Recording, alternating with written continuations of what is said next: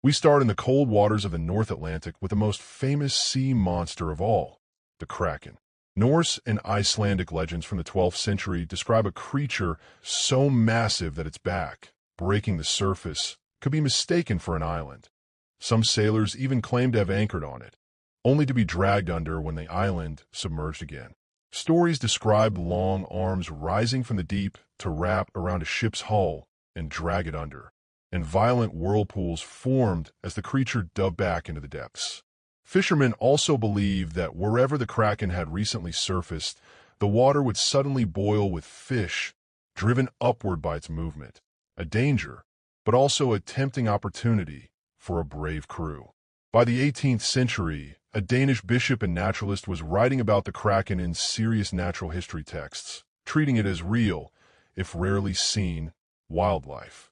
Scientists now believe the legend was likely inspired by real encounters with giant squid, which can grow over 40 feet long and were almost never seen alive until one was filmed in the wild in 2004. Before that, fishermen occasionally hauled up strange, sucker-marked wreckage or found enormous, decomposing carcasses washed ashore, with no living animal ever confirmed. The myth wasn't entirely fantasy. It was a real animal, glimpsed rarely and imperfectly, magnified into legend by fear, distance, and centuries of retelling around the fire. From the cold north, we travel to the sunlit Mediterranean, home to the sirens. In early Greek mythology, they weren't fish-tailed beauties. They were part woman, part bird, living on a rocky, flower-covered island surrounded, according to legend, by the bones of sailors who never left. Their weapon wasn't beauty. It was sound. Their voices were said to be so hypnotic, so perfectly tuned to whatever a listener most longed to hear, that sailors would forget to eat, forget to steer, and sail straight onto the rocks. The most famous encounter comes from Homer's Odyssey. Odysseus wants to hear their song and survive, so he orders his crew to plug their ears completely with beeswax, then has himself lashed tightly to the mast, instructing them in advance to ignore any pleas he makes no matter how desperate he sounds. As the ship passes, he strains against the ropes, begging to be freed, but his deaf crew simply rows on. Over the following centuries, the bird-woman sirens gradually merged with a completely different tradition from Northern Europe, fish-tailed water spirits, eventually becoming the mermaid we picture today. By the medieval period, artists had almost entirely abandoned the bird imagery, and the once feathered sirens of Homer's world had all but vanished from popular depiction, replaced by a figure with a tail instead of talons. Nearly every seafaring culture has some version of a half-human, half-fish being, and in Europe that became the mermaid. Rather than one unified myth, mermaid folklore varies enormously by region. Mermaids were often treated as omens, some benevolent, warning sailors of coming storms, others malevolent, using beauty and song to lure sailors into the water and drown them, sometimes to steal their souls or drag them down to underwater kingdoms. Mermen appear far less often, but in Celtic and Scandinavian tradition were considered even more dangerous, stirring up storms out of spite. Sightings were reported for centuries as fact, right through early exploration logs. Christopher Columbus reportedly recorded one in 1493, noting the creature was not as pretty as depicted. Most historians believe many sightings were actually manatees or dugongs, seen at a distance by exhausted, homesick sailors who hadn't seen a woman in months and were primed to see one in the water. The most famous modern version, Hans Christian Andersen's 1837 The Little Mermaid, is far darker than most adaptations. The mermaid trades her voice for legs that feel like treading on knives, and the story offers no guaranteed happy ending, reflecting older folk traditions where the sea and human worlds were never meant to mix peacefully or without cost. Now we return to Greek mythology for one half of the most terrifying nautical challenge ever imagined, Scylla.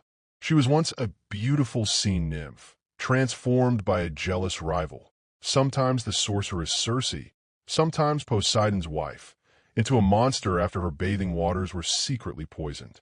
The result was almost impossible to fully picture. 6 long necks, each ending in a head lined with 3 rows of razor-sharp teeth, and 12 tentacle-like legs, all fused permanently to a jagged cliffside overlooking a narrow strait of water. Scylla couldn't chase ships down, and she never needed to. Any vessel that sailed too close to her side of the strait would have crew members snatched directly off the deck, one head grabbing one sailor at a time, faster than anyone aboard could react or defend themselves.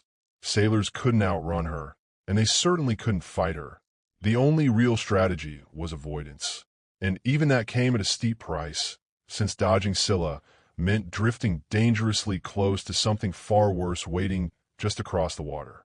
Ancient audiences understood her not as a villain acting out of malice, but as an unavoidable hazard of the sea itself, something to plan around, not defeat, much like a reef or a rocky shoal marked on a modern chart.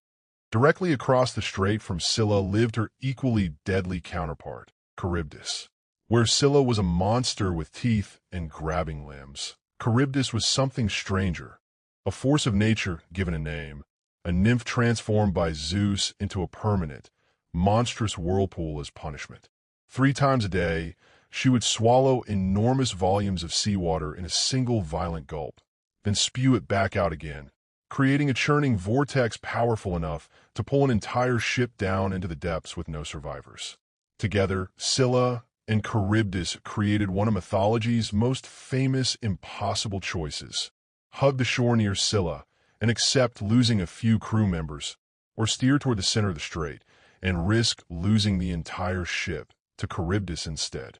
In the Odyssey, Odysseus is explicitly told to sail closer to Scylla, sacrificing a few men deliberately rather than risk everyone at once. This is where the phrase "caught between Scylla and Charybdis" comes from, still used today as shorthand for a situation where every option carries real, unavoidable cost. Historians believe the myth likely grew out of genuinely dangerous, unpredictable currents in Italy's Strait of Messina, a channel ancient sailors would have had to cross on major trade routes. From narrow straits, we move to something built on an entirely cosmic scale, Leviathan. In the Hebrew Bible, most memorably in the book of Job, Leviathan is described as a primeval sea serpent of almost unimaginable size and power, so vast and dangerous that Scripture states only a divine being could ever hope to capture or control it.